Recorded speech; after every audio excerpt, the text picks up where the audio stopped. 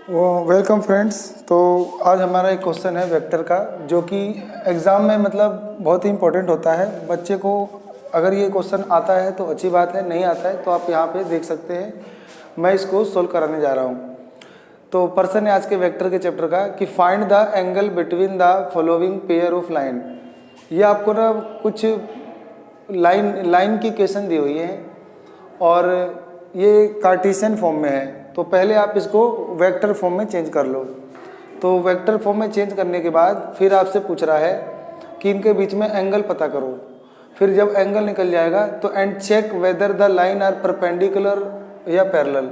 तो पता करना है कि जो ये लाइन है वो आपस में परपेंडिकुलर है या पैरेलल है, यानी समानांतर है या लंब है। तो पहले तो आपको ये जो दो पेयर ऑफ लाइन दे रखा है इसके बीच में एंगल निकालना है। तो आपको दो जो लाइन होते हैं उनके बीच का एंगल आना चाहिए निकालना। वो होता है cos theta equal to b vector dot मतलब b1 vector dot b2 vector का डॉट प्रोडक्ट और डिवाइड में इनका मैग्नीट्यूड का मल्टीपल।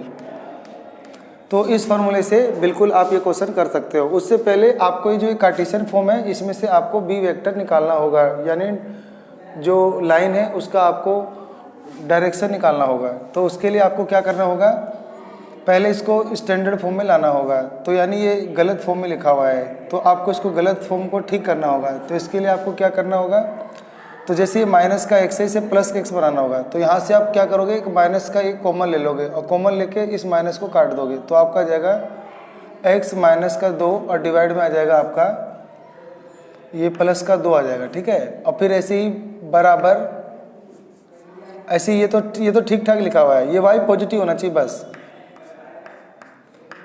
ऐसे ही यहाँ पर आपका ये ठीक लिखा हुआ है। बाकी आप क्या कर सकते हो, जैसे आपको इसमें से ए बी सी छांटना होगा। तो ये आपका ए हो गया, ये बी हो गया, लेकिन यहाँ प्लस का 3 है तो आप माइनस और माइनस 3 लिखो। तो माइनस माइनस प्लस ही 3 होता है और डिवाइड में -3। ठीक है, और ऐसे ही दूसरा वाला जब आप लिखोगे तो हो जाएगा x प्लस 2, ये सही लिखा हुआ है, इसको छेड़ने की जरूरत नहीं है। ऐसे ही यहाँ पर जो 2 ले रखा है उसे कॉमन लेके आप इसे काट दोगे। तो ये आपका यहाँ से 2 का पहाड़ा कॉमन लोगे तो आपका y -4 बचेगा, और वो 2 के पहाड़े से 4 कट जाएगा तो 2 बचेगा, और ये भी आपका सही लिखा हुआ है। कुल मिलाकर जो स्टैंडर्ड फॉर्म होता है लाइन की इक्वेशन का कार्टेशियन फॉर्म में, वो होता है x माइनस मतलब x1, अब ऐसे होता है ना x माइनस x1 और फिर x2 माइनस x1, फिर ऐसी y minus y1, y2 minus y1, तो ऐसे होता है। तो यहाँ पर अब ये सही से देखने पे ये जो ऊपर वाले होते हैं ये हमारे उस पॉइंट को बताते हैं जहाँ से जो वेक्टर है वो जिस पॉइंट से गुजर रहा है, ये पॉइंट बताते हैं। ये ऊपर वाले आपके पॉइंट हैं।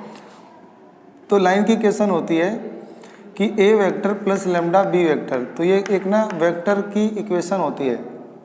तो a वेक्टर वो पॉइंट होता है जहाँ से वो वेक्टर गुजर रहा है, और b वेक्टर होती है उसकी डायरेक्शन, यानी जिस वेक्टर के ये पैरेलल जा रहा है या उसकी डायरेक्शन होती है ये। ठीक है, तो ये डायरेक्शन होती है नीचे वाली जो लिखी गई है। तो आपको ना यहाँ से जब इससे कंपेयर करोगे तो आपको मिल जाएगा a वेक्टर। तो a वेक्टर यानी a1 वेक्टर मिल जाएगा, फिर आपको यहाँ पे b1 वेक्टर मिल जाएगा। तो ऐसे ही यहाँ से भी आपको a2 वेक्टर और फिर b2 वेक्टर मिल जाएगा। तो अगर आप यहाँ से a1 वेक्टर ढूंढते हो तो ये आपको मिलेगा 2i। फिर यहाँ पर आपको ये 1 है ना, ये -1 भले ही है लेकिन ये प्लस का लिया जाता है, क्योंकि आप फार्मूले से कंपेयर करोगे तो यहाँ पर ये पॉजिटिव पाया जाएगा, क्योंकि फार्मूले में ही y माइनस y1 होता है, तो इसीलिए y1 पॉजिटिव है, तो इसलिए माइनस दिख रहा है। तो इसीलिए लोगे आप j लोगे आप। ठीक है, तो ऐसे ही यहाँ पर ये -3 लेना पड़ेगा, -3 के घर। ऐसे ही ये नीचे वाला जाएगा 2i 7j और ये जाएगा -3k। ठीक है, ऐसे हो जाएगा। उसके बाद ऐसे यहाँ से भी लोगे तो आपको a2 मिल जाएगा। a2 की वैल्यू हो जाएगी आपका -2। ठीक है, a2 की वैल्यू हो जाएगा आपका -2। ये जो प्लस है ना इसको भी आप अरेंज करोगे तो ऐसे हो जाता है -2। तो इसीलिए हमने यहाँ -2 लिया है। -2i और फिर +4j और +5k। ठीक है ना, ऐसे ले लेंगे। उसके बाद हम ये b वेक्टर नीचे वाला ले लेंगे, तो i +2j और +4k ऐसे ले लेंगे। ठीक है, तो इतना आपको करने के बाद आपको ये जो b वेक्टर है और जो ये b2 वेक्टर है ये चाहिए था। तो क्योंकि आपको एंगल निकालना है, तो एंगल का फॉर्मूला होता है कि एंगल बिटवीन 2 लाइन या 2 वेक्टर। तो कोस थीटा का फॉर्मूला ले लोगे तो एंगल का फॉर्मूला लगा दोगे, एंगल बिटवीन टू लाइन या वेक्टर। अभी हमारा वेक्टर है तो वेक्टर फॉर्म में, तो b1 vector dot product b2 vector और डिवाइड दे देंगे b1 का मैग्नीट्यूड और मल्टीप्लाई b2 का मैग्नीट्यूड से। अब b1 को b2 से मल्टीप्लाई करना है, तो b1 वेक्टर ये रहा आपका, तो 2i plus 7j plus minus का 3k, इसका डॉट प्रोडक्ट करना है इस b2 वेक्टर के साथ। a1 a2 से हमें कोई मतलब नहीं है, हमें तो एंगल चाहिए, तो ये जाएगा माइनस का i plus 2j plus 4k cap और डिवाइड दे देंगे इनके मैग्नीट्यूड से। तो इसका मैग्नीट्यूड ऐसे निकालते हैं, अंडर रूट इस 2 का स्क्वायर, फिर ये 7 का स्क्वायर और ये हो जाएगा माइनस के 3 का स्क्वायर। ठीक है, ऐसे ही फिर हम इसका भी मैग्नीट्यूड निकालेंगे, तो ये जाएगा -1 का स्क्वायर, ये 2 है तो 2 का स्क्वायर और ये 4 है तो 4 का स्क्वायर। बस उसके बाद हम मल्टीप्लाई करेंगे, ये 2 एकम माइनस का 2, ये जो 2 है ये -1 से, i वाला i से मल्टीप्लाई होता है और i का स्क्वायर जो होता है i का डॉट प्रोडक्ट 1 होता है तो हट जाएगा, तो इसीलिए 2 एकम घटा 2, 7 दूनी 14 हो जाएगा और प्लस 3 चौक 12 हो जाएगा। ठीक है, अब बटे में इनका मैग्नीट्यूड निकालोगे तो हो जाएगा 2 का स्क्वायर 4, 7 का स्क्वायर 49 और 3 का स्क्वायर 9, तो हो जाएगा 4 जमा 49 जमा में 9।